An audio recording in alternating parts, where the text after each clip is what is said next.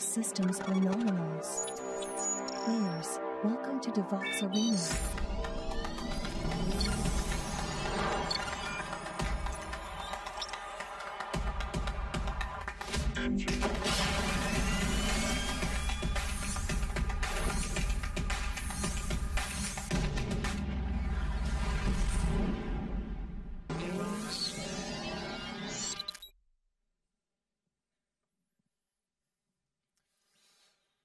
Bonjour à tous. Alors aujourd'hui avec Maxime, on va vous parler d'architecture micro-front-end ou comment transformer votre site web en puzzle géant collaboratif. Alors vous avez remarqué, c'est notre première à Devox, donc on est peut-être un petit peu stressé. Vous serez indulgents, bien sûr. On va se présenter. Moi, je suis Ludovic Lagati. Ça fait un peu plus de 20 ans que je travaille. Actuellement, je suis software architecte, je suis tech lead et je suis aussi développeur back Java. Et ça fait pas mal d'années que je travaille pour Leroy Merlin et ADO. Maxime. Bonjour à tous, moi c'est Maxime Ribera, je suis développeur depuis une dizaine d'années et je suis actuellement développeur advocate sur des sujets micro-front chez ADO et Leroy Merlin. Alors on a 45 minutes pour vous parler de micro-front-end, donc c'est très court. On a choisi de prendre différents thèmes qu'on a trouvé importants de vous présenter si vous voulez partir un jour sur cette architecture-là. Et donc c'est ce qu'on verra lors de cette présentation. Avant de rentrer dans les détails de l'architecture micro-front-end, on va faire un petit état des lieux des architectures les plus populaires qu'on retrouve dans le monde du web, qui ont amené au fur et à mesure au micro-front. Oh, désolé. La première, c'est le monolithe. On en fait tous depuis très longtemps. Ça a toujours beaucoup d'avantages et quelques inconvénients, mais ça fonctionne toujours aujourd'hui très bien. Mais il se peut qu'au bout d'un moment, on ait besoin de casser ce monolithe. Et donc on peut se retrouver. La première approche, c'est de splitter côté front et côté back. Donc on va avoir deux plus petits monolithes, un front et un back. Mais il se peut qu'on doive encore casser le monolithe, surtout sur la partie back. Et c'est là où on commence à introduire des microservices, où là, on va retrouver des modules plus petits côté back, souvent organisés autour de fonctionnalités métiers. Et ensuite, on peut retrouver l'architecture micro-front-end. Donc l'approche micro-front-end, c'est vraiment inspiré des microservices. On a pris les microservices et en fait, on étend jusqu'au front-end. Et quand on fait l'architecture micro-front-end, ce qu'il faut, c'est penser son site web comme un puzzle. On va découper son site web en petites pièces de puzzle, et chaque pièce va représenter une fonctionnalité cohérente et qui va être gérée par des équipes dédiées. Comment on fait du micro-front? Il y a plusieurs approches. La première, vous la connaissez sûrement, c'est de faire des iframes. C'est vieux comme le monde. On a tous fait des iframes un jour dans notre carrière. Et finalement, quand on y pense, quand on fait des iframes, ça représente le micro-front. Pour la petite anecdote, moi, sur ma première expérience pro, c'était en 2012, on m'a dit qu'il faut faire un dashboard avec des petits widgets au milieu. Et chaque widget, c'était des iframes. Donc en 2012, je faisais du micro-front, mais je n'étais pas encore au courant. Bon, aujourd'hui, il y a des alternatives, il y a des façons un peu mieux de faire du micro-front, et on se rend compte qu'il y a plein de façons de faire du micro-front. Donc ça, c'était une possibilité. Et il n'y a pas une façon qui est meilleure que l'autre, ça dépend un peu de ce que vous avez besoin. Une autre approche, c'est d'utiliser un runtime JavaScript. Donc vous allez avoir un runtime sur votre navigateur qui va se charger d'appeler les micro-fronts et de faire le rendu HTML côté navigateur. Une autre façon de faire, c'est d'utiliser un système de maillage, où là, chaque micro-front va appeler les micro-fronts qu'il a besoin pour fonctionner et générer le rendu final de la page à l'utilisateur. Une autre option, dont on va parler plus lors de cette conf, c'est d'utiliser un agrégateur. Donc vous avez un agrégateur qui va connaître la structure de vos pages web, qui va se charger d'appeler différents micro-fronts, de recoller les morceaux et d'envoyer le contenu HTML à l'utilisateur. On peut se poser la question, comment on peut gérer, on a plein de micro-fronts, comment on va gérer le code de ces micro-fronts? Il y a plusieurs approches qui fonctionnent. La première, c'est de faire du monorepo. On peut décider d'avoir tous les micro-fronts dans un seul repository. Ça fonctionne très bien en micro-front. Une alternative, c'est de faire du multi-repo. Donc là, on se dit, chaque micro-front va avoir son repository guide dédié. En ce qui concerne les technos, c'est un peu pareil. On peut décider d'être monotechno. Donc chaque micro-front va utiliser la même technologie. Ça fonctionne très bien. Mais si on fait du micro-front en général, c'est aussi parce qu'on a envie de pouvoir mélanger plusieurs technos au sein d'une page web. Donc on peut avoir des micro-fronts qui utilisent des technologies différentes. La raison principale, en général, quand on veut passer sur une architecture micro-front, c'est qu'on veut améliorer son time to market. C'est-à-dire qu'on veut réduire le temps entre le moment où on pense à une fonctionnalité et elle arrive en production. Donc pour ça, il y a un point qui est clé, c'est arriver à rendre les équipes indépendantes et autonomes.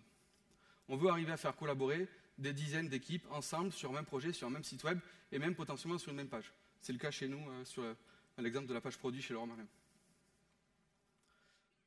Nous, notre approche, c'est chaque équipe qui va builder, qui va construire un microfront, elle va être responsable de son déploiement, responsable de son run. On a des équipes pour lesquelles on a identifié des microfronts qui sont critiques, on a même de l'astreinte qui est mise en place. Sur les choix au niveau des repositories, nous on a fait le choix d'être multi-repo, donc chaque microfront a son repository dédié. La raison principale, c'est vraiment pour maximiser l'autonomie des équipes. On veut éviter les dépendances entre chacune. Et en ce qui concerne les technos, on a fait le choix d'être multi-techno. Donc les équipes ont le choix entre plein de technos qu'elles veulent mettre en place pour leur microfront. On a quand même des recommandations, c'est pas le zoo. En fonction des use cases, il y a des technologies qui sont plus adaptées. Mais c'est les équipes qui ont le choix final.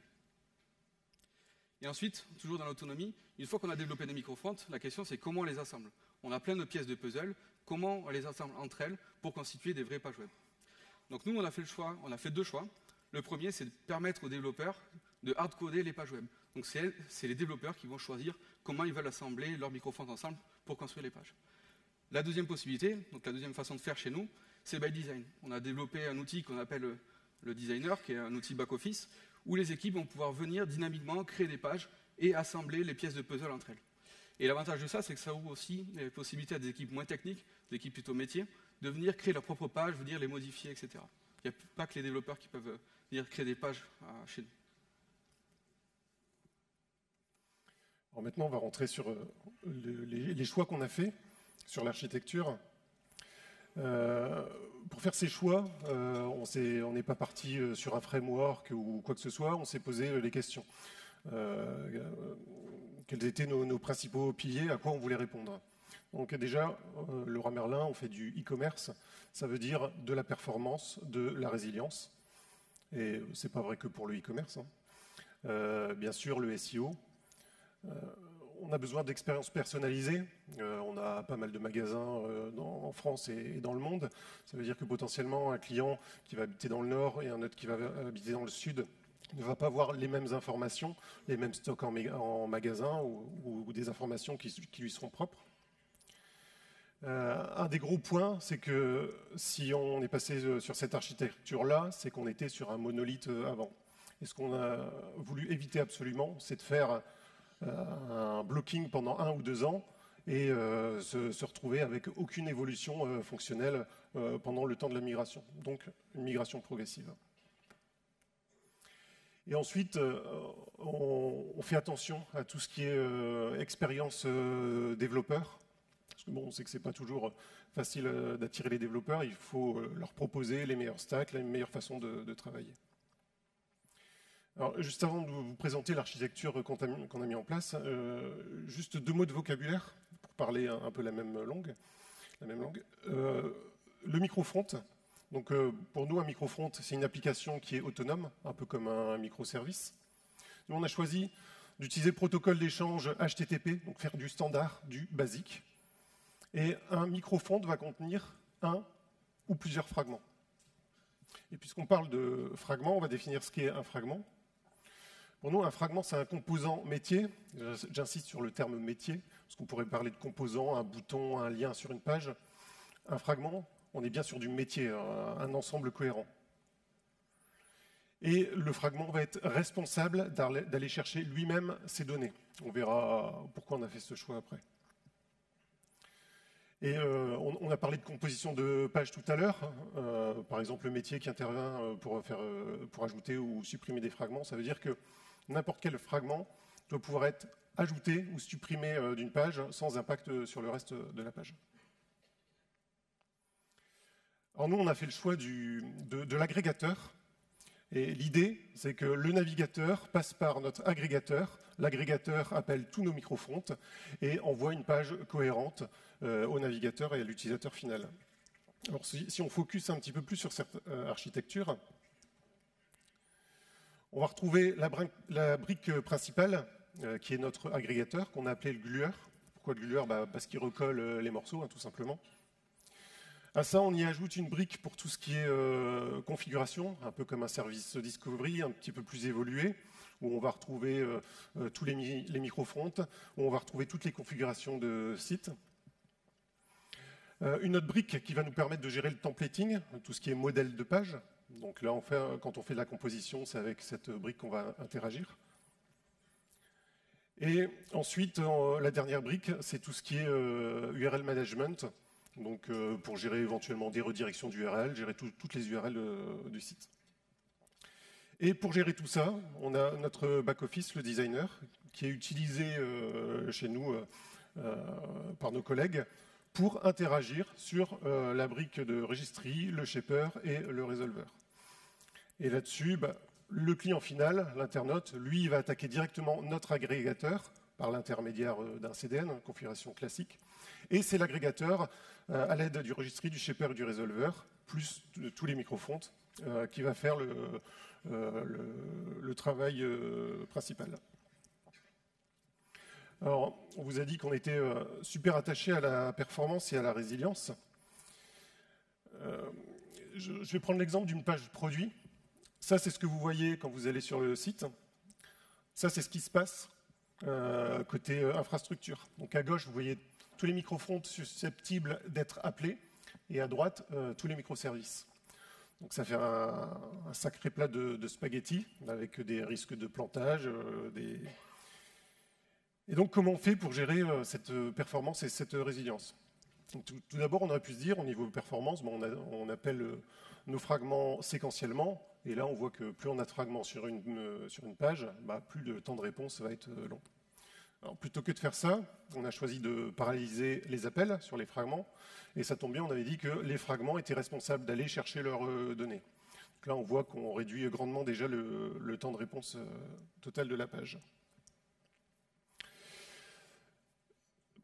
Si on parle un peu résilience, je prends une page produit par exemple, il y a à peu près aujourd'hui une trentaine de fragments pour composer une page produit sur le site Leroy Merlin. Alors forcément, il y a un moment donné, il y a quelque chose qui va cracher. Là, on prend l'exemple, un taux de disponibilité de 99,99% et un fragment qui plante sur notre page. Et donc on voit encore une fois, plus on a de fragments sur notre page, plus notre disponibilité va descendre. Et là, on arrive à une dispo de 99,7 par exemple avec 30 fragments. Alors, pour éviter ce problème, on a choisi la solution, on a introduit la notion de fragment primaire. Donc l'idée, c'est de dire quand vous allez sur une page, tout ce qu'on va vous afficher n'a pas la même importance. Imaginez, on vous propose des produits complémentaires, on vous propose des avis, les questions-réponses. Si on est capable de vous proposer un service minimum, les informations du produit, éventuellement de la navigation, déjà, ça vous permet de naviguer, ça vous permet d'acheter, et c'est déjà pas mal. Et donc avec ces fragments primaires, puisqu'on considère qu'on a besoin uniquement des fragments primaires pour afficher la page, notre disponibilité va augmenter jusqu'à 99,98%. Donc tous les fragments qui vont être secondaires sur la page, si on a un problème dessus, on débraye. D'un point de vue performance, c'est un peu la même chose. Les temps de réponse de mes fragments ne seront jamais les mêmes. Et donc on peut avoir des temps de réponse relativement longs. Il suffit qu'un fragment réponde en 2 secondes, ma page répond en 2 secondes. Là encore, on va utiliser la notion de fragment primaire. C'est-à-dire qu'une fois que tous nos fragments primaires auront répondu, côté serveur, on va commencer à streamer le contenu HTML au navigateur. Et donc là, on a un total time qui reste le même, mais un time to first byte qui peut être grandement réduit. Et je vous ai mis aussi à gauche le early int. On va en reparler juste après. Le early int, c'est le fait d'envoyer un peu prématurément les ressources statiques à télécharger côté navigateur. On en reparle juste après. Alors, quand on fait du microfonte, on a plein de ressources statiques. Et les ressources statiques, puisqu'on veut tout séparer, on les met dans chacun des microfontes. Et là, ça va vite faire de la duplication de code. Et donc, d'un point de vue perf, forcément, c'est pas top. Alors, pour limiter ces impacts-là, on a choisi de faire du commun sur les microfontes, d'avoir des JavaScript et des CSS communs sur les microfontes, et d'avoir du commun sur tout le site. Donc des ressources qui seront chargées systématiquement dès que j'accède à une page du site. Alors ça donne quoi sur une page produit? Toutes ces ressources sont à télécharger. Maintenant, comment je fais pour aller chercher un peu plus de perf? L'idée étant de charger le minimum de choses possible. Je vais déjà utiliser les outils à disposition de HTML, JS. On va essayer d'asynchroniser et de déférer le chargement de certains JavaScript. Et là, vous allez me dire, bah ouais, mais en monolithe, je fais exactement la même chose, ça ne change rien. En fait, en micro-front-end, ce que j'ai fait, j'ai tout isolé et j'ai des petits bouts de JavaScript et de CSS un peu partout. Et c'est beaucoup plus facile, du coup, d'agir et de choisir de déférer ou non, ou d'asynchroniser un JavaScript sur la page. Et nous, ce qu'on s'est aperçu, parce que ça fait quelques années qu'on fait du micro-front, c'est que dans le temps, en fait, ça reste maintenable. Alors que généralement, sur un monolithe, on a tendance à ajouter, et à un moment donné, il y a plein de trucs inutilisables qu'on ne sait plus retirer, et c'est relativement complexe à maintenir. D'un point de vue performance aussi, ce qu'on va mettre en place, c'est le lazy load des ressources statiques. C'est-à-dire tout ce qui est au-dessus du viewport, ce que je vois quand j'affiche ma page, c'est la zone critique. Tout ce qui est en dessous, potentiellement, si je n'ai pas téléchargé mes ressources statiques tout de suite, ce n'est pas un drame. Je peux le faire après. Et je peux attendre par exemple, un événement DOM Content Loaded ou quelque chose comme ça. Et en faisant ça, en fait, on a identifié des ressources critiques pour afficher la page, celles qui sont entourées. Et on parlait tout à l'heure du early int. En fait, ces ressources statiques, c'est elles que je vais envoyer au premier le plus rapidement possible au navigateur. Alors, si on reprend un petit peu ce qui se passe côté serveur et côté navigateur, donc le navigateur fait sa requête. Avec l'URL, nous, on identifie quel modèle de page on doit afficher. Une fois qu'on a identifié le modèle de page, ça veut dire qu'on connaît tous les fragments qui vont être affichés sur la page. Comme on connaît tous les fragments, on connaît aussi toutes les ressources critiques sur la page. Et donc là, avec ce early int, on va être capable, avant même d'avoir commencé à appeler les fragments, on va être capable de dire au navigateur, tu télécharges telle ressource et telle ressource. Ensuite, côté serveur, ça se passe. Les fragments vont se résoudre dans un ordre plus ou moins aléatoire. Là, je vois par exemple, j'ai un fragment primaire 2 qui a été résolu. Je n'ai pas le 1, donc je ne peux pas commencer à streamer le contenu de ma page à l'utilisateur. Le fragment 6. Et là, j'ai le deuxième fragment primaire qui arrive. Ça veut dire qu'à ce moment-là, je suis capable de commencer à envoyer déjà le code 200 pour dire au navigateur « OK, je suis capable de te répondre ». Et je vais commencer à streamer le contenu HTML de la page. En streamant ce contenu, ça veut dire que côté navigateur, on est déjà capable d'afficher très très vite, puisque les ressources statiques ont déjà été chargées, les ressources statiques critiques. Donc, on est déjà capable d'afficher la grande majorité de la page à l'utilisateur. On continue côté serveur, le fragment 4 se résout, le fragment 3 se résout, et là, à nouveau, je vois que la chaîne continue, donc je vais pouvoir envoyer le contenu HTML du fragment 3 et du fragment 4. Donc, ce qui se passe, côté client, j'ai une page qui est déjà rendue. Et vous avez vu, côté serveur, je n'ai même pas terminé mon boulot. Donc, côté serveur, le dernier fragment répond, et là, j'envoie forcément le contenu HTML pour le fragment 5 et le fragment 6. Côté navigateur, il y a un calcul qui se fait, enfin le rendu qui se fait pour le fragment 5 qui n'est pas encore visible pour l'utilisateur. Et pour le fragment 6, je n'ai pas encore mes ressources statiques. Et c'est à ce moment-là, en fait, que mon navigateur va télécharger les ressources, va faire le rendu caché sur la zone qui n'est pas encore visible de mon utilisateur. Et c'est pour ça que d'un point de vue perf, en fait, j'ai précipité tout ce qui se passait en haut de mon écran.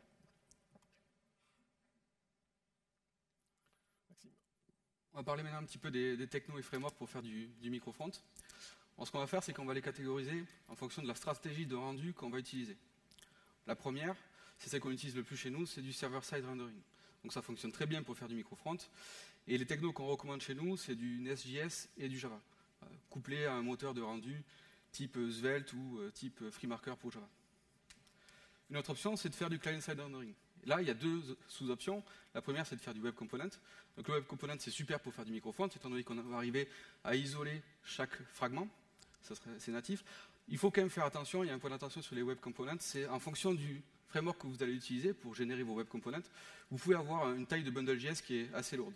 Et si vous multipliez le nombre de web components que vous avez sur votre page, vous allez pouvoir alourdir vraiment le poids de votre page. Donc il faut faire attention avec les frameworks que vous utilisez pour faire du web component. Chez nous, la techno qui est recommandée, c'est de faire du Svelte. Pourquoi Svelte? C'est justement pour répondre à cette problématique qu'on avait juste avant, c'est qu'avec Svelte, on arrive à vraiment avoir des bundles JS qui sont très légers quand on génère des web components. Une autre solution, c'est de faire de la single page application. Donc on peut faire de la SPA quand on fait du microfront, ça fonctionne. Il y a un point d'attention, c'est si vous voulez afficher plusieurs SPA sur une seule page. C'est là où les choses se corsent. Il y a des outils qui existent pour faire cohabiter plusieurs SPA. Nous, on a fait le choix de n'autoriser qu'une seule SPA par page. C'est un choix qu'on a fait. Et chez nous, la techno qu'on recommande, c'est de faire du Vue.js. Il y en a d'autres qui fonctionnent, mais c'est juste une reco chez nous. Et enfin, la dernière stratégie de rendu, c'est de faire de l'hybrid rendering. Donc l'hybrid rendering, le but, c'est de mélanger un peu les deux mondes, le SSR et le CSR. On est capable d'avoir un contenu qui va être directement streamé en HTML directement au navigateur, ce qui permet d'avoir un bon SEO, mais on va être capable de rendre les composants interactifs à l'utilisateur. Donc c'est un peu il y a un peu d'attention, c'est un peu comme pour les web components. On peut hydrater toute une page web, mais si on fait ça, on va se retrouver avec beaucoup de JavaScript et on peut alourdir le poids des pages. Donc la recommandation chez nous, c'est vraiment de faire du partial hybrid rendering et donc de n'hydrater que les portions du site web qu'on veut rendre interactifs. Et donc pour ça, on a étudié plusieurs solutions, plusieurs technos sur le marché. Il n'y a rien qui correspondait bien. Donc on a développé notre propre solution maison qui est basée sur Nest.js et sur Svelte. Il y a une conf qui est dispo, qui a été faite par nos collègues à BDX.io, vous pouvez retrouver sur Internet. Et donc, on voit qu'il y a un certain nombre de technologies qui sont disponibles, qui peuvent être utilisées pour faire du microfront. Donc ce qu'on a fait, c'est qu'on a créé un arbre de décision qui permet d'aider les équipes à faire le bon choix de techno en fonction de leur use case. Donc ça, c'est un arbre de décision que vous avez ici qui est propre, qui est notre arbre de décision. Si vous voulez faire du microfront, ce qu'on vous conseille, c'est de créer votre propre arbre de décision. Par exemple, nous, il y a une question qui est super importante, c'est est-ce que vous avez besoin de SEO pour votre microfront? Parce qu'on fait du microfront à la fois pour le site e-commerce, mais aussi pour des outils plutôt internes. En fonction des choix, des questions que les développeurs vont se poser, il va y avoir une technologie qui va être recommandée. Ça reste de la recommandation. Nous, s'ils suivent la recommandation, l'avantage c'est qu'ils vont bénéficier d'un starter, on a plein d'outils qui sont mis à dispo pour ces technos-là, donc les équipes vont pouvoir démarrer plus vite. Elles peuvent faire le choix de choisir une autre techno, mais dans ces cas-là, elles partent d'une feuille blanche. On parlait de développeurs, on va parler un petit peu de développeur expérience. Quand on passe à une archi microfront, c'est très facile de complexifier tout le système, et notamment de complexifier un peu la vie des développeurs. Donc c'est un point sur lequel vraiment on met beaucoup d'attention, on passe beaucoup de temps chez nous. Et il y a un point aujourd'hui sur lequel on voudrait se focaliser, c'est le local dev. Comment on va faire un développeur pour développer son microfront en local et pouvoir le visualiser dans un contexte qui est cohérent, qui est global. Donc bien entendu, on ne peut pas lui demander de lancer toute la stack. On ne va pas lui demander, tu lances l'agrégateur avec tous les modules qui sont composés, tu lances tous les microfronts de toutes les équipes à côté. C'est pas possible. Et en fait, on va tirer parti de l'architecture microfront pour faire du local dev. Donc, avant de vous expliquer comment ça se passe, ce qu'il faut que vous sachiez, c'est que les microphones, quand ils démarrent, ils viennent s'enregistrer auprès de notre brique qui s'appelle le registry. Donc, ça permet à l'agrégateur de connaître tous les microphones qui sont déployés et qui sont accessibles, et ils nous fournissent leur URL pour les appeler. Et en fait, quand un développeur va lancer son microphone en local, c'est la même chose qui va se passer. En local, quand le microphone va démarrer, il va appeler le registry, il va dire « je suis accessible à telle adresse IP ». Et ce qui fait que derrière, l'agrégateur, il sera capable d'appeler directement le poste des développeurs pour générer un rendu de fragments, de microfront. Donc une fois que le développeur, ensuite, il a lancé son microfront en local, il va pouvoir se connecter sur notre designer, il va pouvoir modifier la conf d'un site. Alors, en général, on utilise un site qui est déjà existant, ça peut être par exemple un site de recettes, ou un site qui va être dédié à ça. Et donc il va modifier la configuration de site, il va dire, en fait, pour le fragment que je suis en train de développer, je ne veux pas utiliser la version qui est déployée sur mon environnement de recettes, je veux utiliser la version qui est déployée sur mon poste. Donc si on schématise un peu ça, à quoi ça ressemble? Admettons, j'ai mon site de recettes avec des fragments qui sont assez communs. J'ai un header, un menu, un breadcrumb, fragment A, B, C. Et moi, en tant que développeur, je veux travailler sur le fragment A. Donc je vais démarrer mon fragment A local. Dans ma configuration de site, je vais indiquer que pour le site de recettes, je vais utiliser la version qui tourne sur mon poste en local. Donc là, j'ai ma version. Le site de recettes affiche bien maintenant mon fragment A qui est rendu grâce à la version qui tourne sur mon poste. Ça fonctionne très bien. Le problème là-dedans, c'est que qu'est-ce qui se passe s'il y a un autre développeur de mon équipe qui veut aussi travailler sur le fragment A? Là, il ne peut pas, il est bloqué, parce qu'on ne peut avoir qu'une seule version en même temps. Et qu'est-ce qui se passe si, après, il y a des gens qui veulent faire des tests sur le site de recettes? Donc c'est un site qui est déjà existant, que des gens se servent. Donc on impacte directement un site que des gens se servent pour d'autres usages. Et donc pour répondre à cette problématique, on a introduit ce qu'on appelle les expériences. Donc les expériences, c'est des surcharges à la configuration de site. on va pouvoir surcharger uniquement des bouts de configuration qui nous intéressent. Et là, notamment pour le local dev, ce qui nous intéresse, c'est la version des microphones qu'on va utiliser. On peut créer autant d'expériences que l'on veut pour un site donné.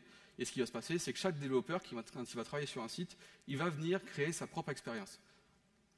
Et chaque expérience sera accessible par le biais d'une URL qui est unique.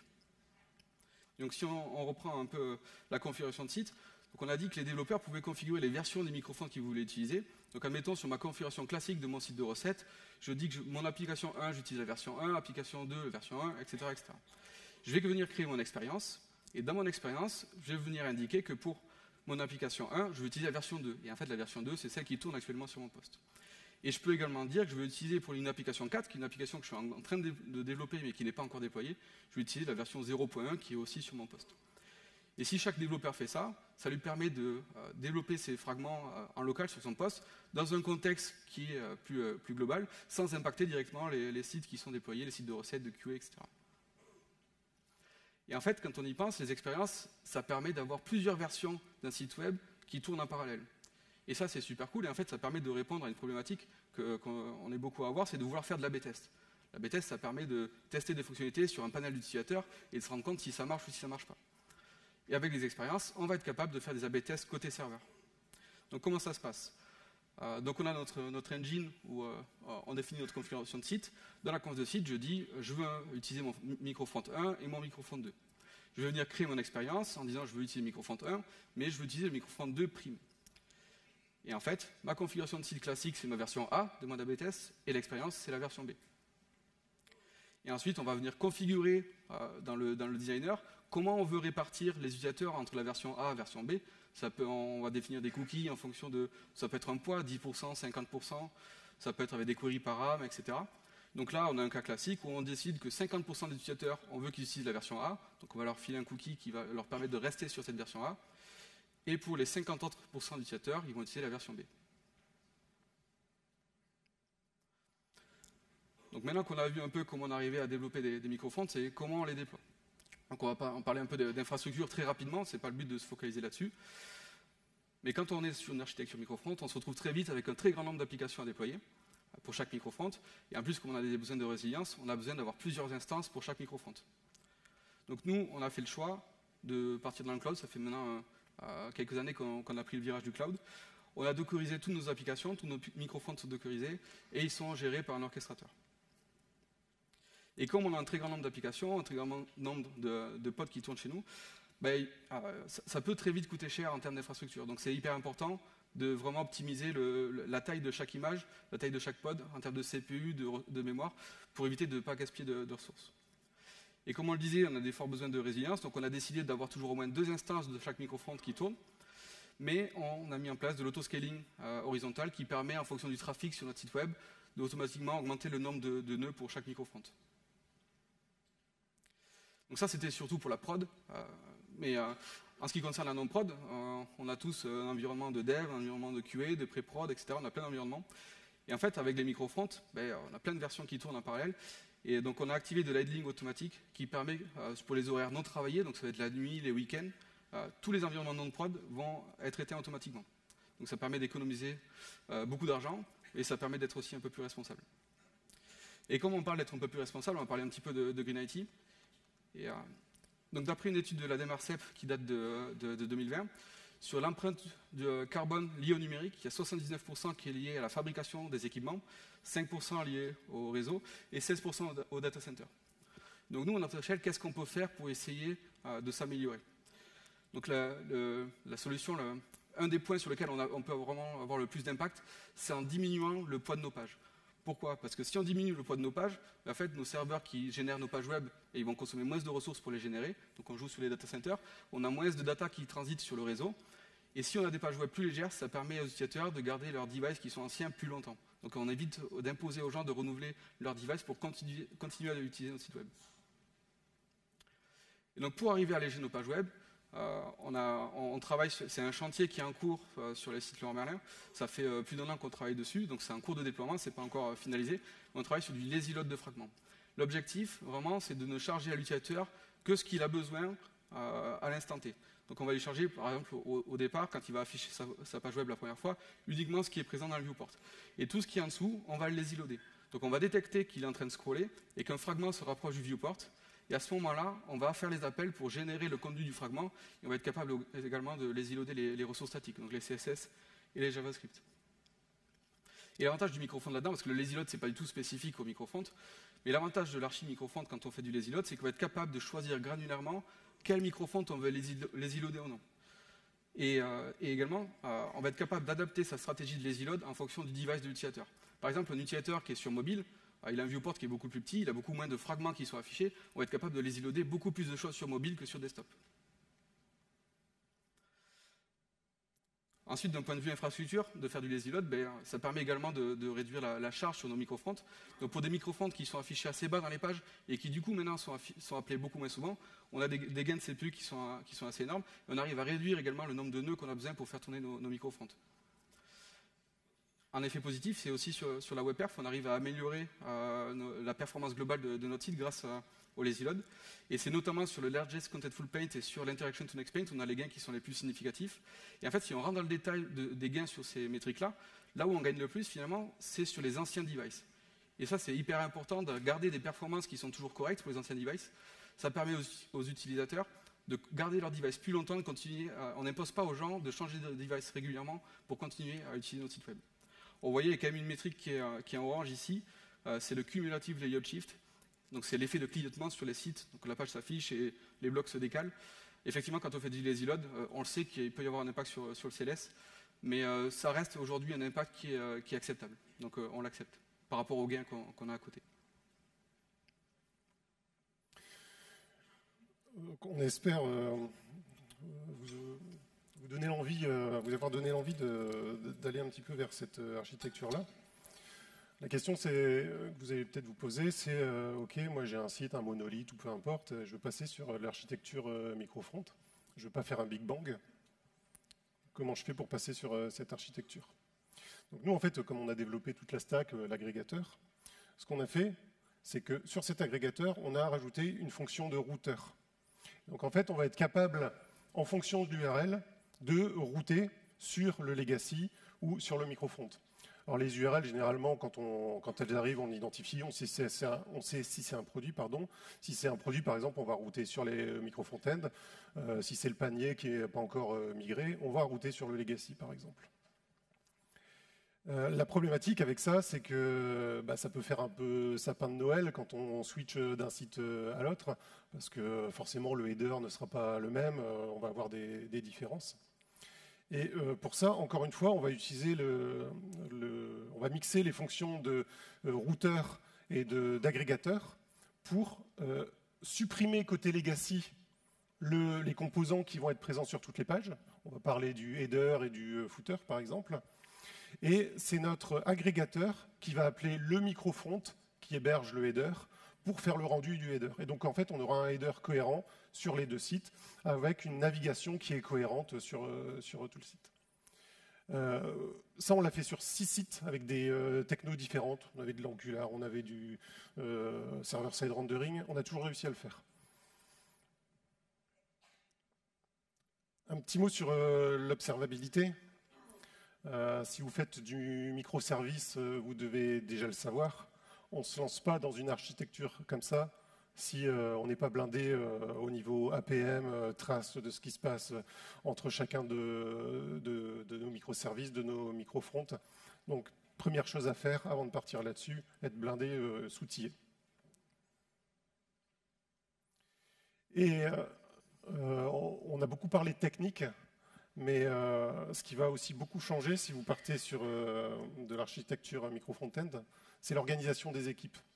Et il faut s'attendre à des changements. Au début, nous, c'était pas si facile de dire aux équipes, vous allez travailler autrement, travailler en silos verticaux, des fois des équipes qui se reforment. Et donc de notre côté, en fait, on a des équipes qui vont être responsables, qui vont être site owners, qui vont être responsables de la cohérence globale du site. On va parler par exemple du design system, des ressources statiques communes.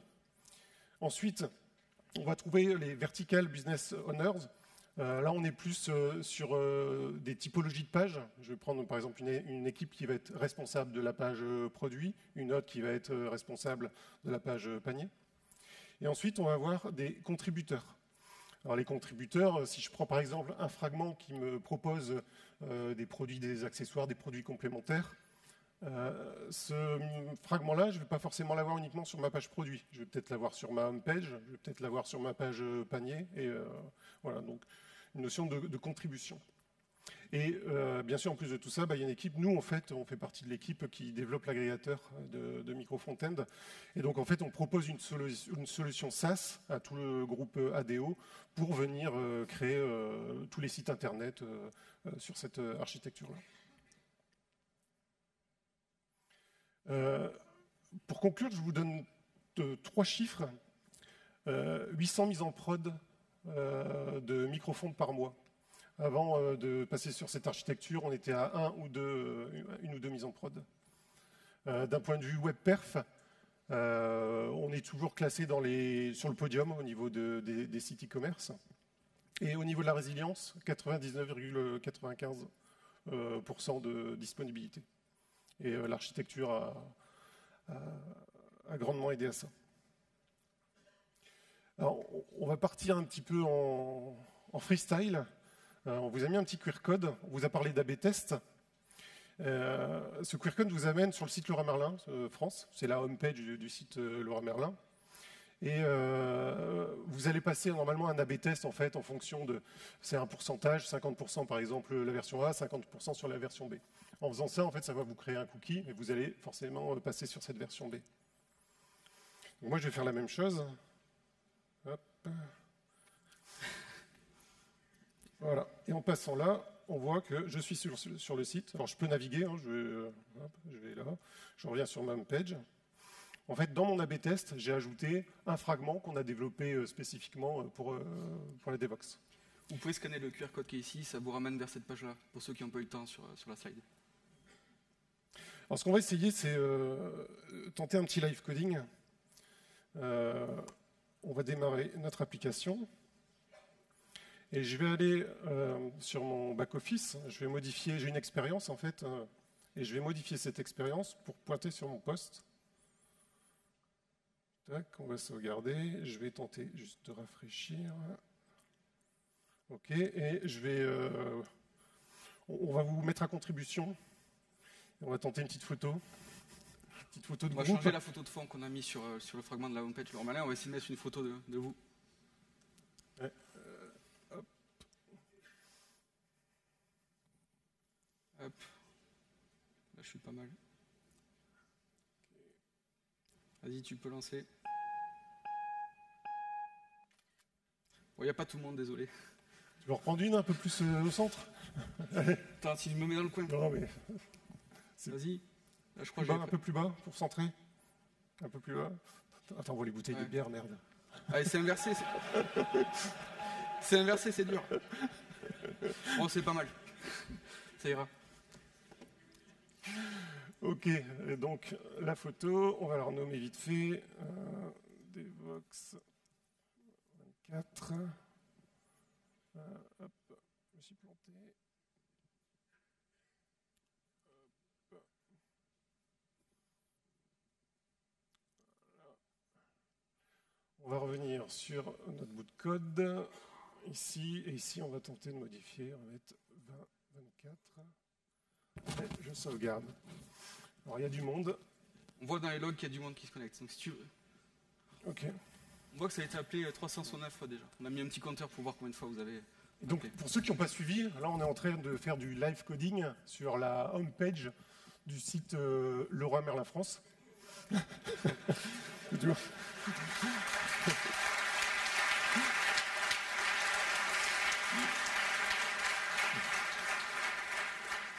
Et donc on va essayer de continuer. On s'est dit, tiens, Maxime vient de Bordeaux. Moi, je viens de Lille. Donc Maxime bosse dans les bureaux de Leroy Merlin à Bordeaux. Moi, dans les bureaux d'ADO à Lille. Et on a ramené deux petits goodies qu'on va essayer de vous faire gagner. Les goodies qui se voient. Et du coup, on va modifier un petit peu le code source de notre page. Hop.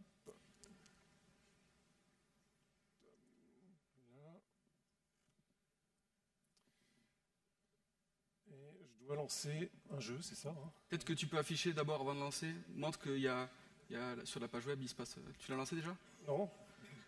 Donc là maintenant, si vous rafraîchissez, vous voyez qu'il y a un message qui vous dit qu'un jeu va commencer. Donc on va juste démarrer un petit jeu. Il y a quelqu'un qui va avoir un code qui va s'afficher. Allez-y doucement, il y en a un qui va avoir YouWin sur son Rafraîchissez téléphone. pas trop vite, mais il y a quelqu'un qui aura un code et il va gagner le premier. Allez-y doucement, si ça marche. Et celui qui a YouWin, lève la main. Le premier. Personne? Ah si, on a un gagnant là-bas. Est-ce que tu peux nous donner le code? Ouais, c'est ça, bien joué. Donc tu as gagné une bouteille de vin.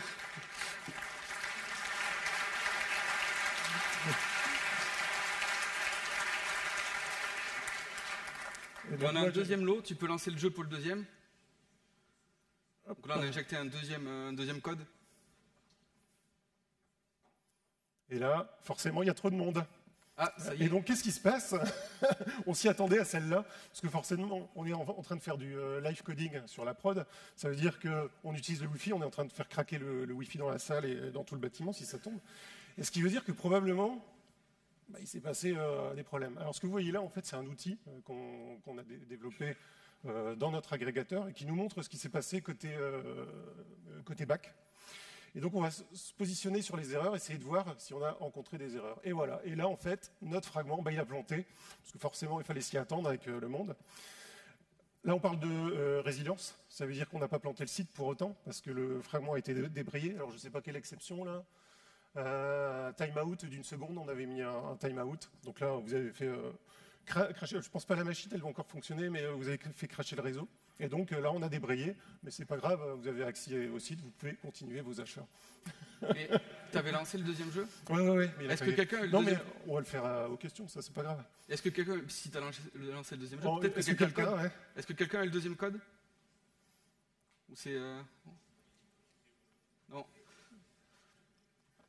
C'est pas grave, on va le faire aux questions. Ouais. On a encore 3 minutes, donc je vais revenir sur ma présentation. Déjà, on voudrait vous remercier. On remercie aussi toutes les équipes qui ont travaillé avec nous. Parce que bon, on est à deux à représenter beaucoup de monde derrière, des équipes ADO et des équipes Laura Merlin. Et donc, sans elles, ça n'aurait pas été possible. Et donc, on a 3 minutes pour une séance de questions. On n'aura peut-être pas toutes les réponses, mais on va essayer. Et donc, première question, c'est la bouteille de bière.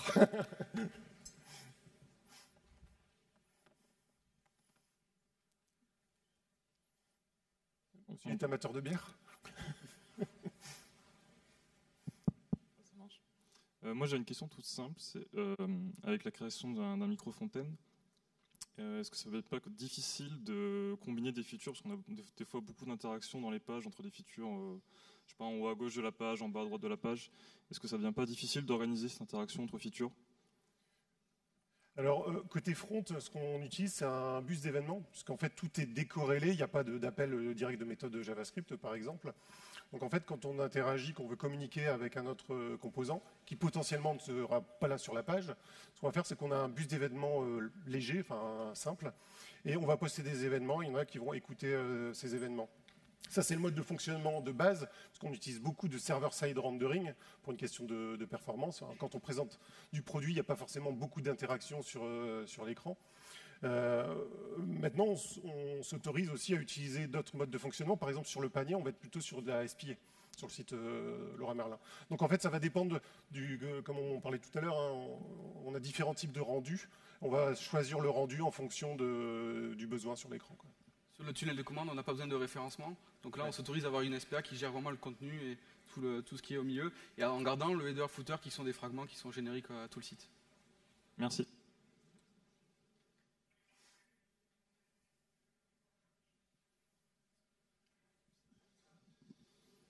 Bonjour et merci pour la présentation.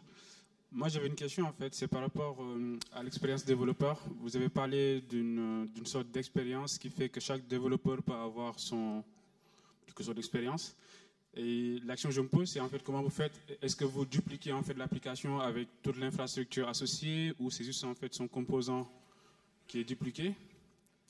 Et surtout en fait quel est le coût aussi? Parce que En fait, le coût, c'est juste une ligne en base de données. En fait, c'est de la configuration. On configure le site, pour chaque site qu'on a, par exemple le site leroymerlin.fr en prod, on configure quel microfront on veut utiliser. On a des paramètres de timeout, on a plein de paramètres, et tout ça c'est stocké en base. Et en fait, l'expérience, c'est uniquement une autre entrée dans une autre collection qui va venir surcharger uniquement ce qu'on veut changer. Et en fait, on va juste changer la version de microfront en disant, je ne veux pas utiliser la version qui est sur la QA, on va utiliser sur celui qui est sur le poste de Ludo par exemple. Et en fait, c'est très léger, et c'est l'agrégateur qui, lui, va détecter par l'URL ou par le cookie ou comme ça, quelle version du site il doit utiliser, soit l'expérience, soit la configuration de site classique. Donc en fait, il n'y a pas de coût d'infrastructure. Bonjour. Vous avez parlé de Site Owner, de Vertical Business Owner. Moi, je voulais savoir au niveau des équipes de développement, est-ce qu'il y a une spécialisation, en tout cas une affectation par domaine fonctionnel, ou est-ce que vous gardez des équipes communes en fait? Comment vous organisez le travail sur ces microfontaines? Ça évolue beaucoup dans le temps en fait.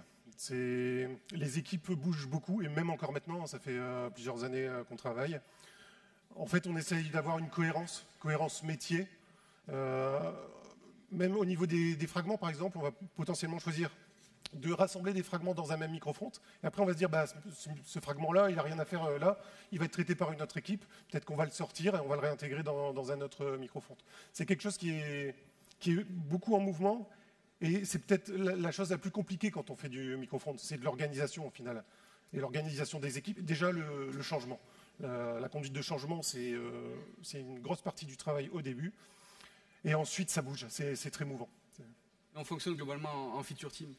Et par exemple, sur le site Leroy Merlin, c'est l'équipe qui s'occupe de la navigation, où ça a changé peut-être maintenant, et qui sont les site owners. C'est ceux qui s'occupent de la navigation, qui sont un peu transverses, qui vont être les site owners et les garants de la cohérence globale. Merci. Si vous avez d'autres questions, n'hésitez pas à aller voir nos speakers à la fin. Merci.